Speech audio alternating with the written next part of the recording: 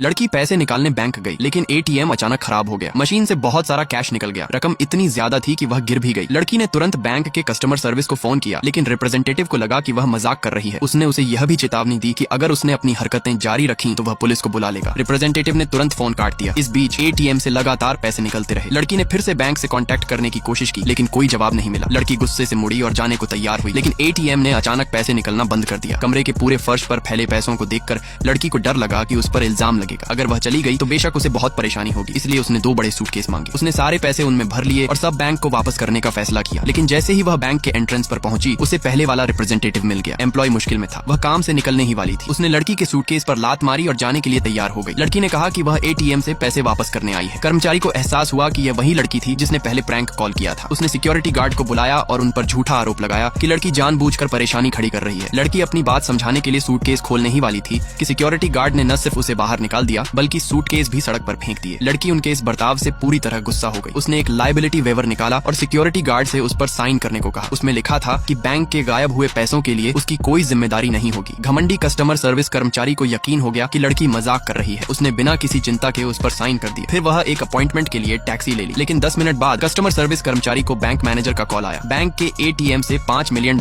निकल गए थे। तभी कस्टमर सर्विस कर्मचारी को एहसास हुआ कि छोटी लड़की ने जो कहा था वह सच था, लेकिन बहुत देर हो चुकी थी। उसे अपनी लापरवाही और घमंड की कीमत चुकानी पड़ेगी।